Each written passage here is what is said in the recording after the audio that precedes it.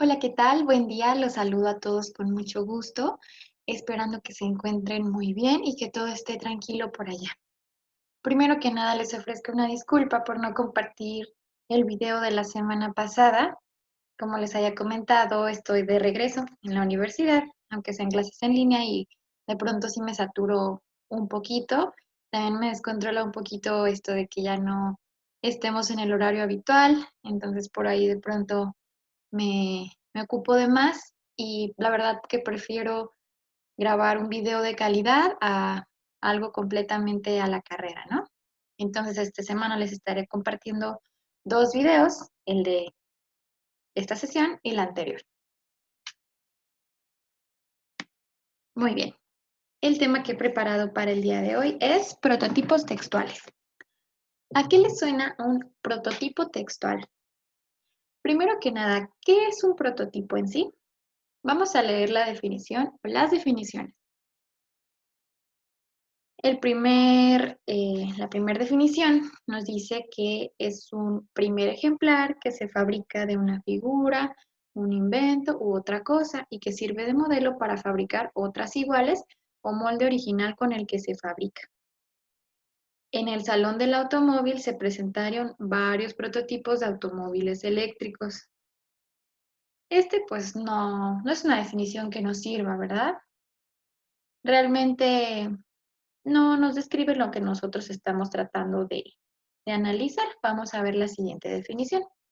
Y nos dice, persona o cosa que reúne en grado máximo las características principales de cierto tipo de cosas y puede representarlas. Y nos da un ejemplo. La modelo es el prototipo de la belleza femenina de esta década. Y muy bien, esta se acerca más a lo que nosotros queremos describir.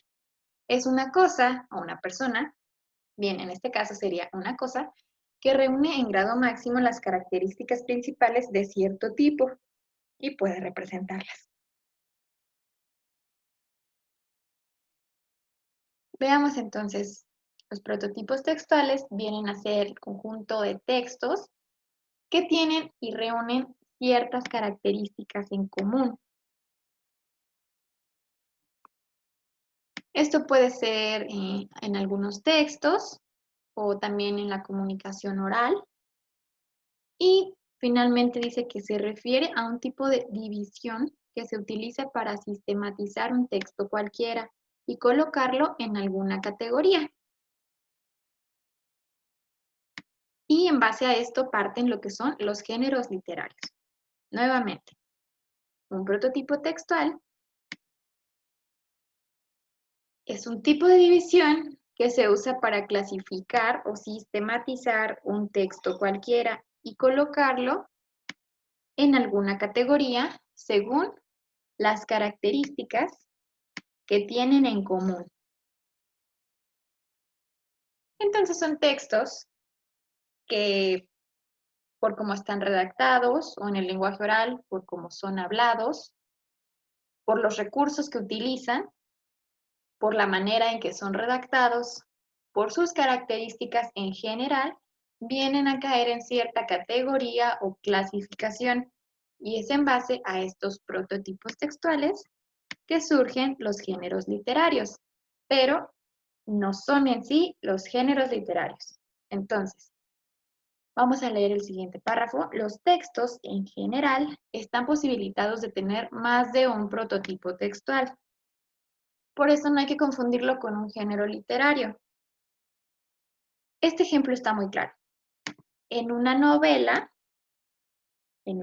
textual, no vayan a confundirlas con las series de televisión. Y, por ejemplo, Cien años de soledad de Gabriel García Márquez, una novela que si bien es un género característico de la narración, también suele incluir descripciones, explicaciones, guiones y hasta argumentaciones.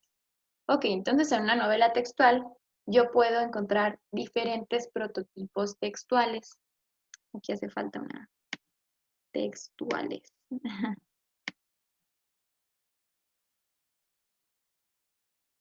Por ejemplo, pues en una novela sería lo más característico la narración, puesto que se está contando una historia, pero no se apoya únicamente de la narración.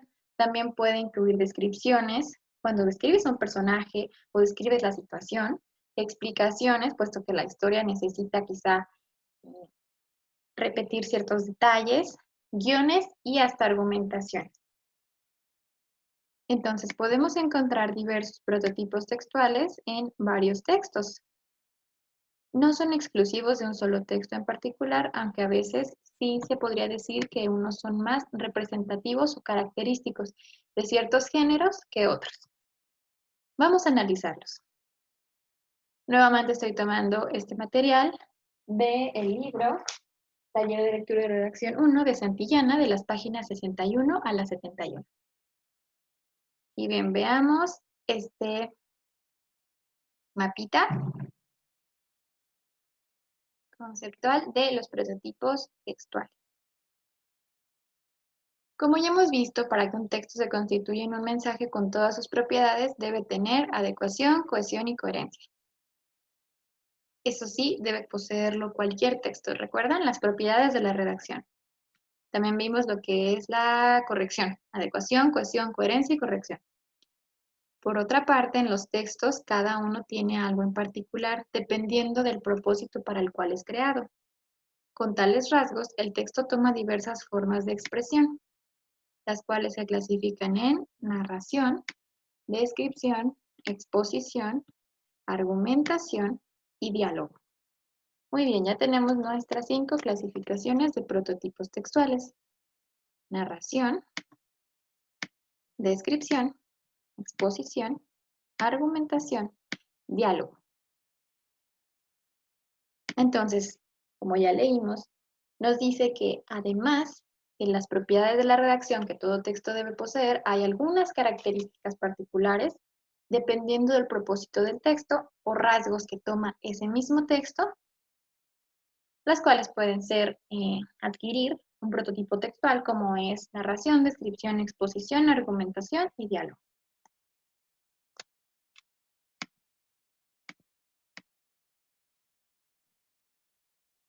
En cuanto a la narración,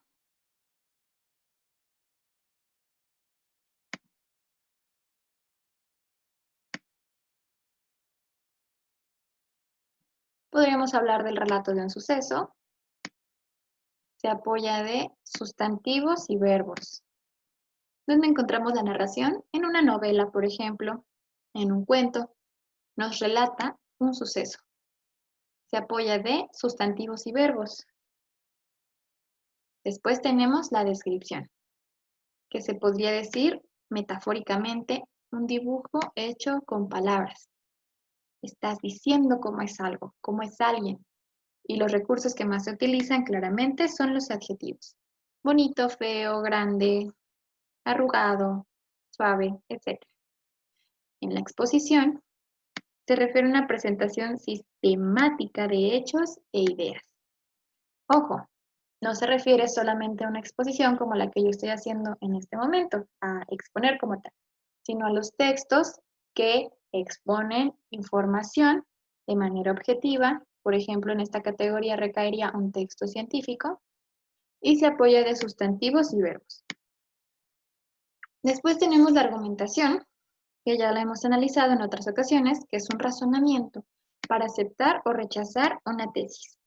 ¿Qué es una tesis? Una idea que se está defendiendo. Si yo estoy defendiendo que los seres humanos deberíamos dejar de comer carne, ¿qué razonamiento estoy utilizando? ¿En qué puedo basar mis argumentos? ¿Qué beneficios puede traer esto a la sociedad, a la población, a los animales, etcétera? Es un ejemplo. Y pues esto se apoya de sustantivos, verbos y adjetivos. Por último tenemos al diálogo, que viene a ser en sí el intercambio de ideas y expresiones. Se apoya de sustantivos, verbos y adjetivos. Y todas estas anteriores clasificaciones deben contener las propiedades de la redacción, que son adecuación, cohesión y coherencia. Vamos a ver el primer prototipo textual un poco más a fondo, la narración.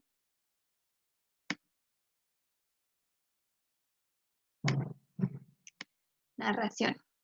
Su propósito u objetivo es relatar algo delimitado por el tiempo y el espacio donde suscitan los hechos, donde se suscitan los hechos.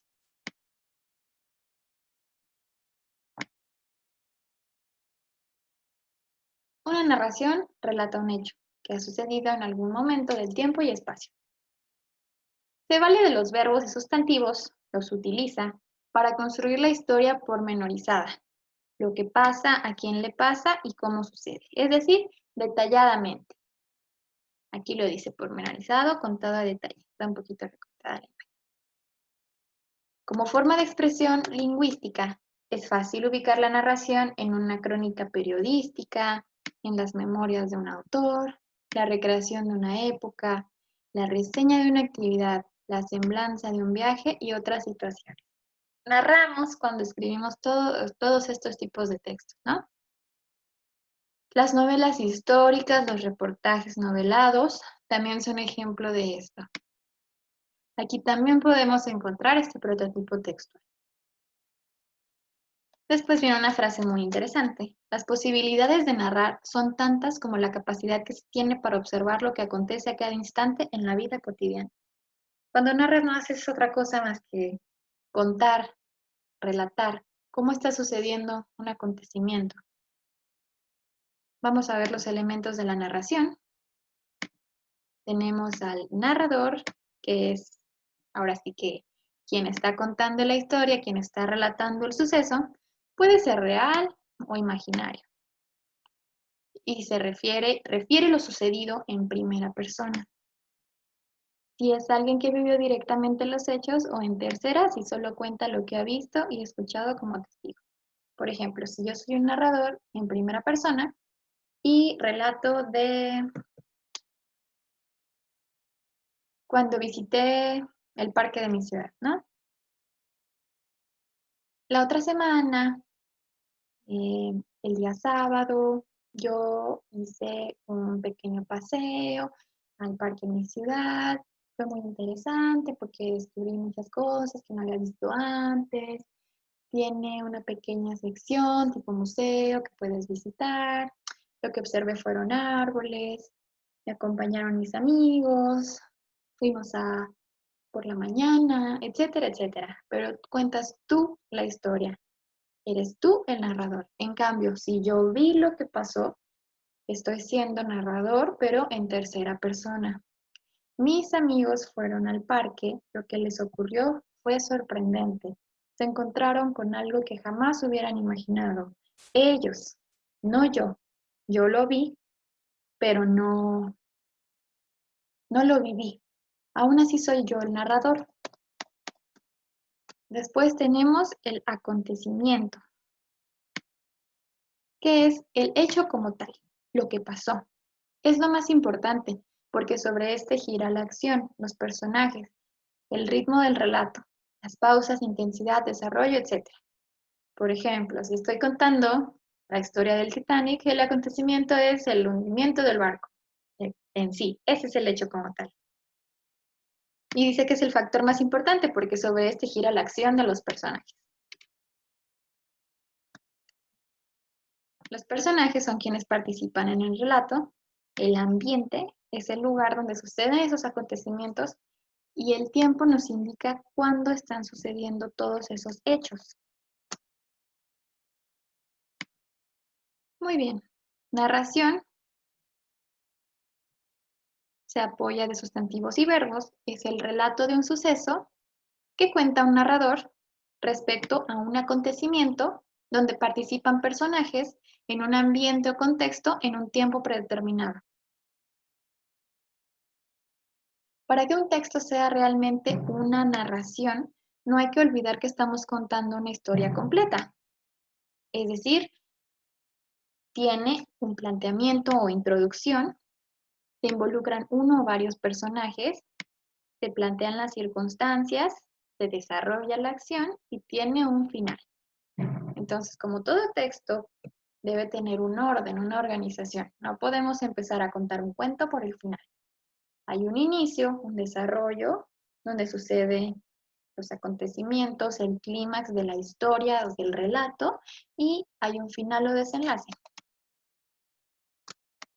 Puede ser meramente informativa, como ocurre en el periodismo, pero lo más común es la narración con tintes literarios. Es decir, ahora sí que en una novela, en un cuento, en una leyenda, podemos encontrar la narración. Es más común encontrarla en este tipo de textos.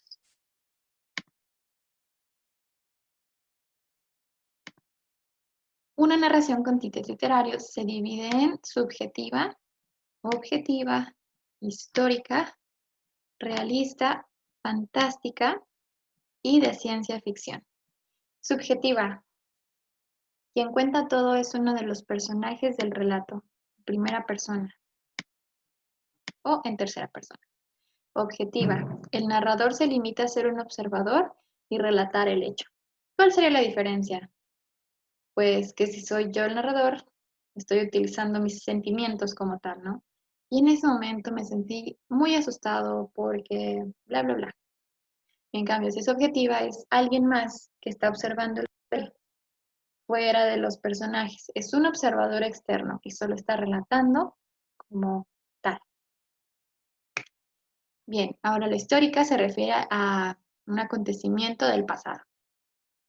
Realista se apega fielmente a la realidad, aunque le reste fuerza al lenguaje. ¿A qué se refiere esto? Pues a lo mejor no utiliza recursos emotivos, etc. Fantástica se refiere a hechos que difícilmente ocurrirían en la vida real. Y ciencia ficción a hechos que podrían ocurrir en el futuro. Y pues todo este tipo de narraciones las podemos encontrar en el lenguaje literario, en los textos literarios, que seguramente habrán tenido la oportunidad de leer. Vamos con el siguiente prototipo textual, es la descripción. ¿Qué es describir? Por aquí usaba una metáfora muy bonita. Dice que es un dibujo hecho con palabras. Es plasmar a detalle las características de un lugar, una persona o un objeto. Es un dibujo hecho con palabras. Se vale principalmente de adjetivos, que sirve para calificar, señalar cualidades, delimitar rasgos y otras funciones. Debe reflejar los datos más significativos de lo observado y está redactada con un nivel semántico y de lenguaje adecuado al contexto.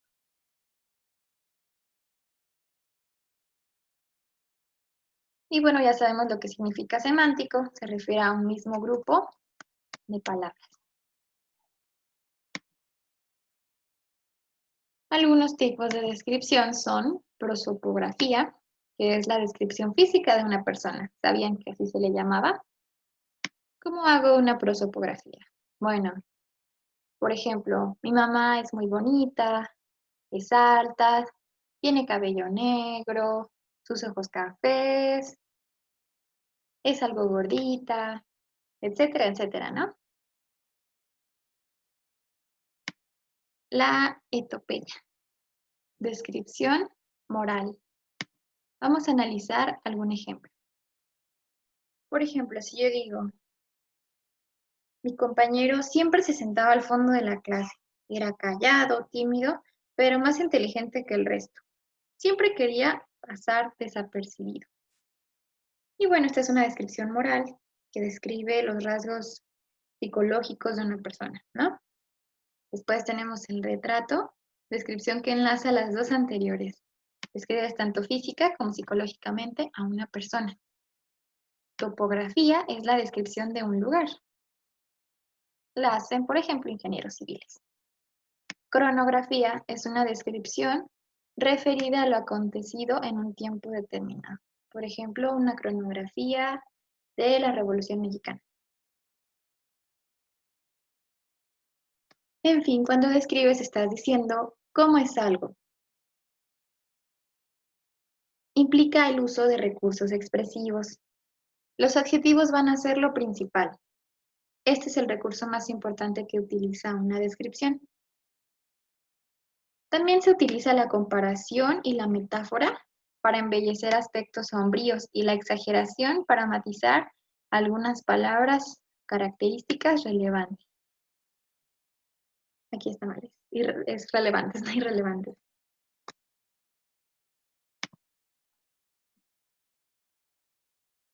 Vamos a leer estos pequeños fragmentos. Continúan en la siguiente página, pero para no hacer esto tedioso, leamos el texto 1 y 2.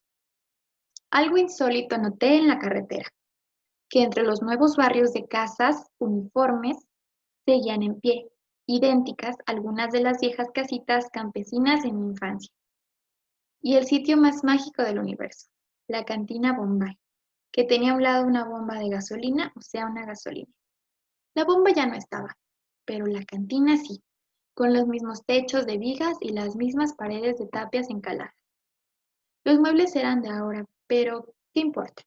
Su alma seguía encerrada allí, y la comparé con mi recuerdo y era la misma. Bombay era la misma como yo he siempre sido. Vamos a leer el siguiente. Texto 2.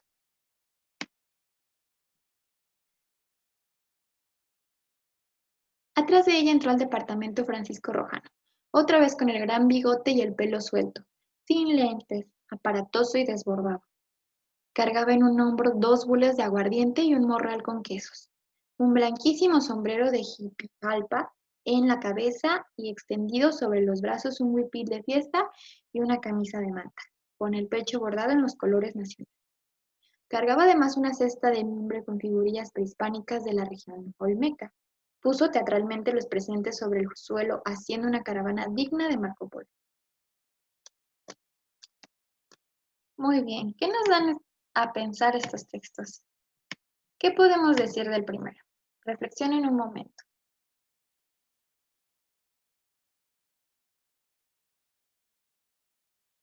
Muy bien, relativo a los prototipos textuales. En el primero, si bien usa la descripción, definitivamente es la narración el prototipo textual que resalta en el texto 1. Está contando una historia, relatando un suceso en primera persona. El narrador empieza a contar lo que vio en la carretera, cómo sucedió exactamente, lo hace con lujo de detalle. La bomba ya no estaba, pero la cantina sí, con los mismos techos de vigas y las mismas paredes de tapias encaladas. Los muebles eran de ahora, pero qué importa, etcétera, etcétera. Si bien también describe, lo que más hace es narrar. Veamos el texto 2. ¿Qué es el recurso? ¿Cuál es el recurso, mejor dicho, que más utiliza? La descripción. Empezando en el primer renglón, en el segundo renglón, ya está diciendo cómo es Francisco Rojano. Dice que tenía un gran bigote, el pelo suelto, sin lentes, aparatoso y desbordado. Está describiendo cómo es algo. Está haciendo un dibujo con palabras. Y este es el prototipo textual que resalta en el texto 2. Si bien también está contando una historia o está narrando, está resaltando mucho más la descripción. Muy bien, vamos con el siguiente prototipo textual, que es la exposición.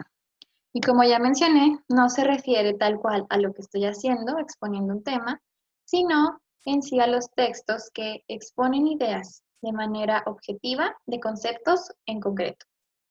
Vamos a ver sus características. Nos dice, los textos que pertenecen a la exposición son informativos y manejan conceptos concretos. No hay evaluación personal. Si acaso, priva la descripción técnica, las partes que integran un concepto o la enumeración de elementos identificables en un fenómeno científico. Ok, se trata de un texto, se podría decir, más técnico, más formal, que utiliza cierto lenguaje y habla de conceptos en concreto. No se puede utilizar una valoración personal, mucho menos adjetivos, y tal vez en sí ninguna de los prototipos textuales que hemos revisado anteriormente, puesto que se trata de un texto objetivo. Lo que hay es quizá una descripción técnica, pero nunca dirás, realicé un bonito experimento. No, se realizó un experimento, los resultados son estos que indican, etcétera, etcétera. Pero no es una descripción, digamos, subjetiva y emotiva, como lo sería la anterior, ¿no? Que estábamos diciendo de Francisco Rojano y su gran bigote. Aquí es todo lo contrario, es un texto que describe objetivamente. Nos dice que el propósito de este tipo de texto es presentar en forma clara, ordenada y sistemática los hechos y las ideas.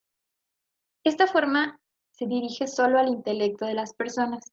Por tanto, el lenguaje es directo, sin rebuscamientos. Es muy objetivo, muy formal y muy serio, por así decirlo. No se puede acudir a las metáforas, alegorías ni ninguna otra figura literaria. El objetivo central es informar. No se puede utilizar, como aquí dice, ni nada de metáforas, alegorías, ni adjetivos, ni ninguna otra función del lenguaje emotivo. No puede ser subjetivo, puesto que su objetivo principal es informar y lo hace de manera objetiva, directa y concreta. Y nos presentan aquí muy bien a una persona en un laboratorio, ¿no? Vamos a ver las variantes que presenta la forma expositiva.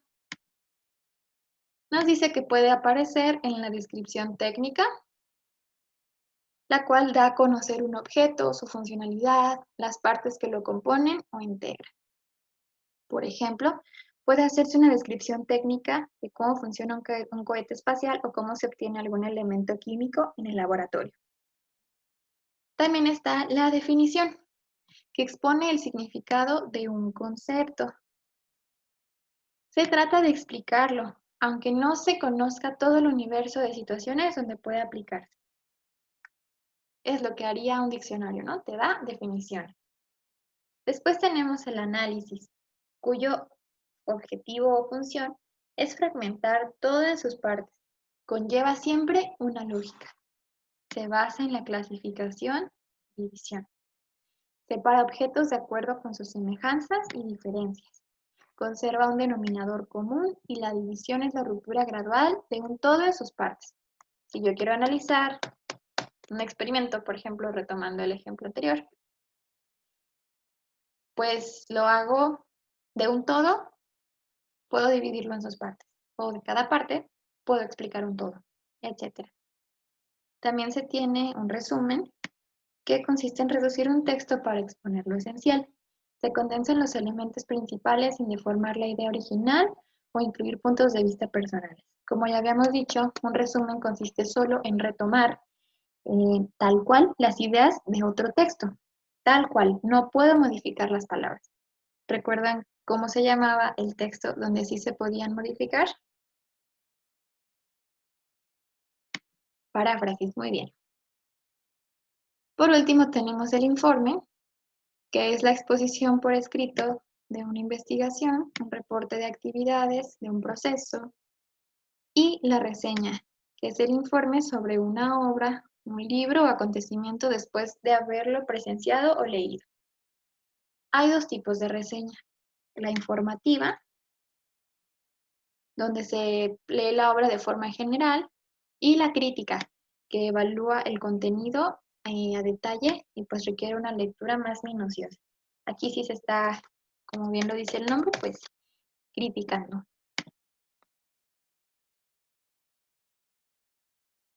Después tenemos lo que es la argumentación. Nos dice que es el conjunto de razonamientos que conducen a lograr la aceptación o el rechazo de una tesis propuesta. Son razonamientos, razones que yo estoy dando para lograr que acepten una idea que yo he propuesto. Su propósito principal es convencer o persuadir, en el mejor sentido de la expresión, para que el lector adopte una idea, opinión o siga un curso de acción. Ojo, no se trata de engatusar o de echar rollo. Eso ya no sería argumentación.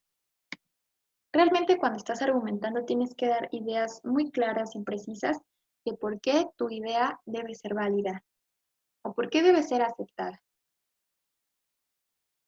Los estudiosos coinciden en que la argumentación está dirigida al intelecto, pero en la dinámica que implica convencer debe recurrirse a las emociones.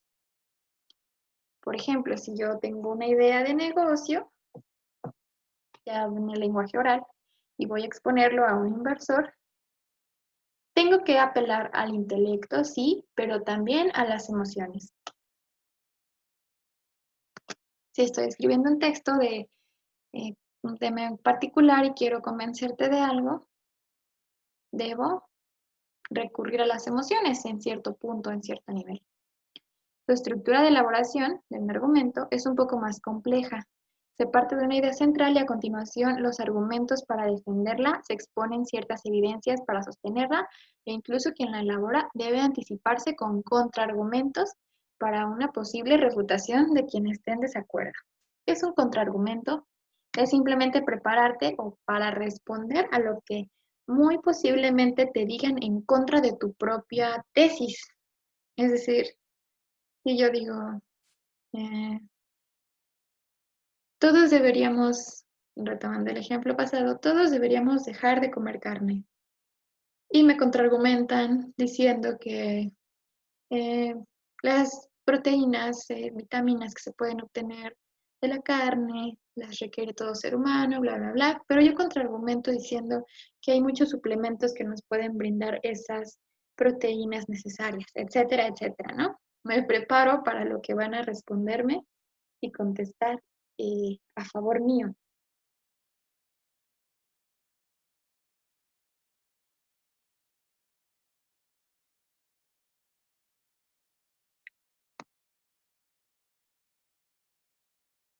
Nos dice, vale señalar que la argumentación requiere un mayor desarrollo intelectual y conocimiento del tema sobre el cual se escribe.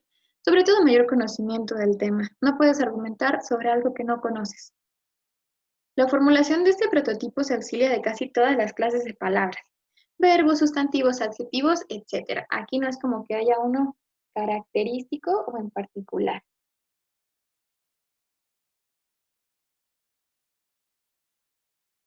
En la vida cotidiana puede encontrarse que esta forma se adopta en los artículos editoriales, los de opinión, la crítica literaria y el ensayo.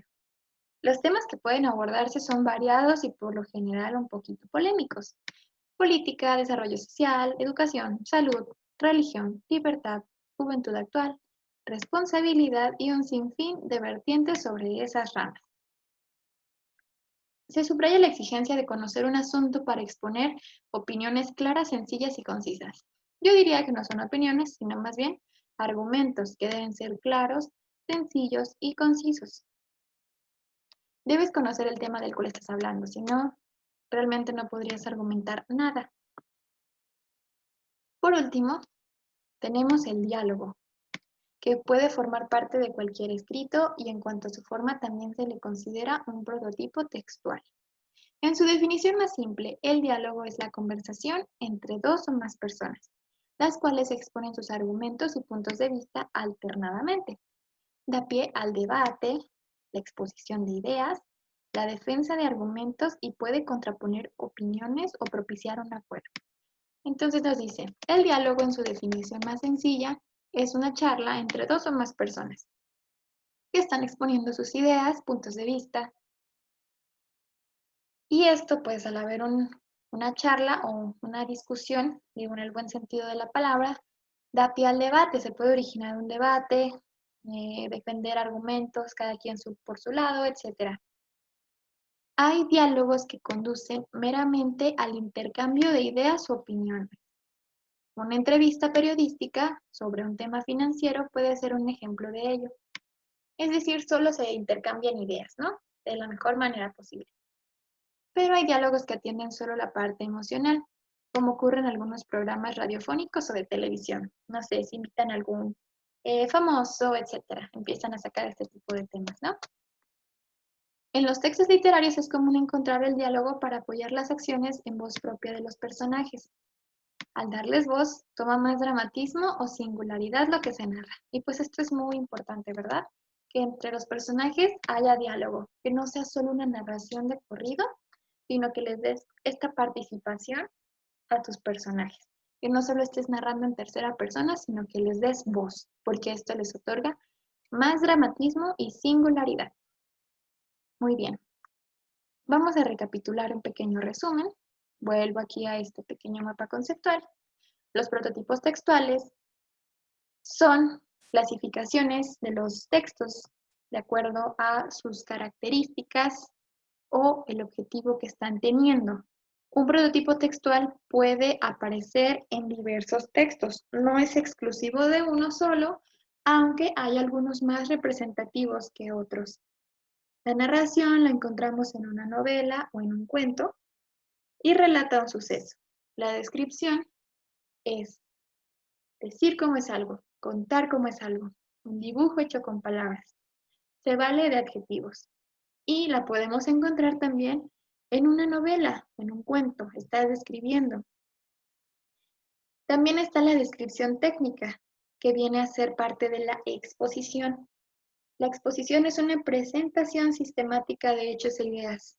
Es objetiva, presenta hechos muy concretos y particulares, de una manera clara y precisa, sin dar lugar a emociones, subjetividad, etc. Y esto lo podemos aplicar, por ejemplo, en un texto científico. Ahí no podemos dar lugar a lo emotivo. Después tenemos la argumentación, que es defender una idea o una tesis de acuerdo al previo conocimiento del tema. Estás defendiendo tu idea. ¿Por qué estás en lo correcto y debe aceptarse lo que tú estás diciendo? ¿En qué te estás basando? Son razonamientos para aceptar o rechazar una tesis. Y por último tenemos el diálogo, que es como tal el intercambio de ideas y expresiones. Todos estos utilizan las propiedades de la redacción: adecuación, cohesión y coherencia. Muy bien, esto sería todo por la sesión de el día de hoy. Espero que haya sido de su interés, que hayan aprendido cosas nuevas o recordado algunas otras cuantas. Yo quedo al pendiente de cualquier duda o comentario. De igual forma, si necesitan que les pase tal vez algunas imágenes de este contenido, puedo hacerlo con gusto también. Quedo al pendiente de sus dudas, de sus comentarios. Y pues saben que me da gusto estar grabando estas sesiones una semana más. Aún les debo la siguiente que grabar a continuación, pero para ya no hacerlo tedioso y no contar los temas. Muy bien, los saludo y espero que se encuentren muy bien. Nos estaremos viendo la siguiente semana. Muchas gracias.